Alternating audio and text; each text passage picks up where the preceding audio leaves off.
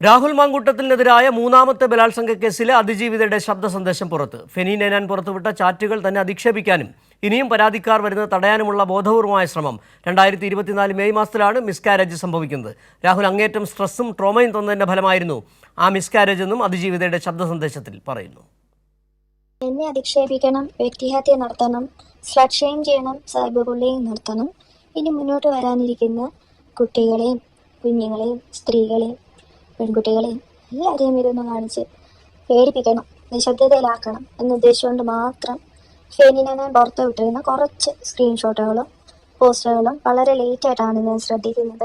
രാഹുൽ മാങ്കൂട്ടത്തിനെതിരായ മൂന്നാമത്തെ ബലാത്സംഗ കേസിൽ നിർണായക വെളിപ്പെടുത്തലുകളുമായിട്ടാണ് മൂന്നാം പരാതിക്കാരി രംഗത്തെത്തിയിരിക്കുന്നത്. അതിജീവിതയുടെ ശബ്ദ സന്ദേശം പുറത്തുവന്നതോടെ കേസിൽ പുതിയ വഴിത്തിരിവുകൾ ഉണ്ടായിരിക്കുകയാണ്. ഫെനി നൈനാൻ പുറത്തുവിട്ട ചാറ്റുകൾ തന്നെ അധിക്ഷേപിക്കാനും ഇനിയും പരാതിക്കാർ വരുന്നത് തടയാനുള്ള ബോധപൂർവമായ ശ്രമമാണെന്നും അതിജീവിത ശബ്ദ സന്ദേശത്തിൽ പറയുന്നു. ഫെനിയോട് സംസാരിക്കുന്ന സമയത്ത് എനിക്ക് എന്റെ കുഞ്ഞെ നഷ്ടപ്പെട്ടതും എനിക്ക് മിസ്കാരേജ് ഉണ്ടായതും രാഹുൽ എന്റെ പ്രഗ്നൻസി ഡിനൈ ചെയ്തതും എന്നെ സ്ലട്ട് ഷെയിം ചെയ്തതും എന്നെ ബ്ലോക്ക് ചെയ്തു പോയതും ഇതൊക്കെ എനിക്ക് വലിയൊരു പ്രശ്നമാണ്. എനിക്ക് രാഹുലിനോട് അതിഭീകരമായ ട്രോമ ബോണ്ടിൽ നിൽക്കുന്ന ഒരു സമയം കൂടെ ആയിരുന്നത്.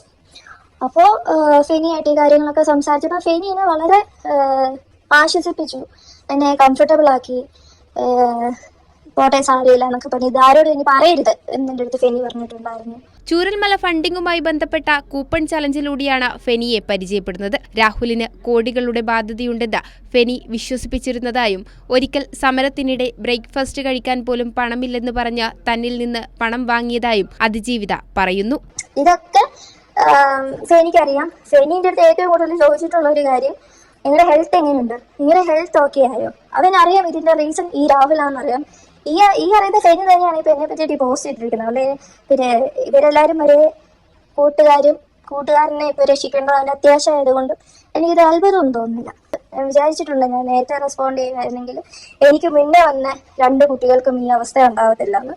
കാര്യങ്ങളിൽ ഒരു വ്യക്തത വരുത്തുന്നതിനായി രാഹുലിനെ കാണാൻ പാലക്കാട് എത്തിയെങ്കിലും അതിന് അനുവദിച്ചില്ലെന്ന പരാതിക്കാരിയുടെ ശബ്ദ സന്ദേശത്തിലുണ്ട്. രാഹുലിന്റെ സ്റ്റാഫ് തങ്ങളെ ദിവസം മുഴുവൻ പലയിടങ്ങളിലായി ഓടിച്ചു. പരാതി നേരത്തെ നൽകിയിരുന്നുവെങ്കിൽ മറ്റ് 2 പെൺകുട്ടികൾക്ക് ഈ അനുഭവം ഉണ്ടാവില്ലായിരുന്നുവെന്നും അതിജീവിത ശബ്ദ സന്ദേശത്തിൽ പറയുന്നുണ്ട്. കൈരളി ന്യൂസ്, തിരുവനന്തപുരം.